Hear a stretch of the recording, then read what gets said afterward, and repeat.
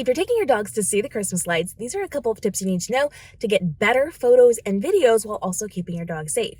If you are driving through lights, you want to make sure that you have some light source within the car. It is going to be very dark in the car and very bright outside, meaning any photos or videos you take of your dog will be in shadows. So you're either going to need to turn on the dome light in your car, or you're going to want to have a little pocket-sized light. This can be a little button light. It can be a bigger pocket light that is going to clip onto your phone and show that beautiful video lighting.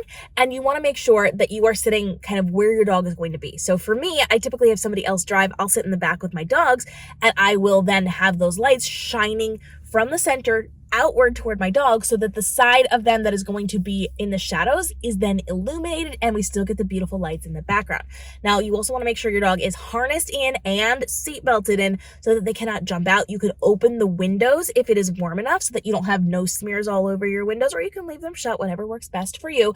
But you want to make sure your dog is in that contained space in the back seat of the car to get those lights. Now, if you are walking around with your dog, you also want to make sure your dog is harnessed in. They've got a good leash on them. You can even use a hands-free leash.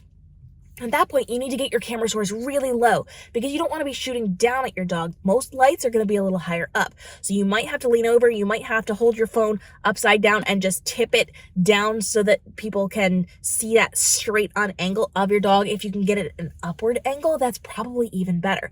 You want to make sure that you are giving your dog time to explore, time to look around, sniff things, but don't let them get too close to areas that other dogs have been in. So if they sniff something and they're there a little too long, make sure you pull them away.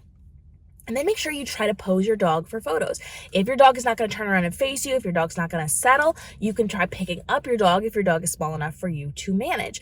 I am able to pick up my dogs, and so I would pick my girl up when I took her out, and she was able to then be on the height level of most of those lights. We could get some really good photos. Again, we want those pocket video lights. Button lights aren't going to work as good, so you do want a clip-on video light that's going to cast a little more light so that it is not tinting you blue or pixelating your photos or videos. The more light you can have, the better your images are going to be. It's not always practical. It's not always feasible, especially if there's a lot of people around or you're with other people. But if you can bring a little tripod and a little video light, that is really going to enhance the photos and the videos that you are taking of your pup. Safety comes first when it comes to taking your dog on these light walks or drives. So you want to make sure you are thinking things through before you go. You have everything planned and ready to go, and that your dog is going to be comfortable in that environment. Stay close to them. Your priority is the safety of your dog over the videos and photos you're going to be getting.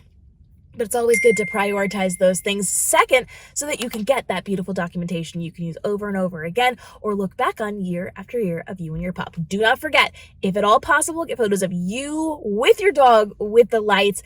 If not, grab those beautiful videos and photos of your pup and the Christmas lights so that you have documentation to look back on again and again and again. Follow along for more winter tips with your dog, including traveling in the car with your dog during the winter season so that you are safe, prepared, and having a great trip while you're out and about doing all the Christmas activities. We'll see you in the next episode.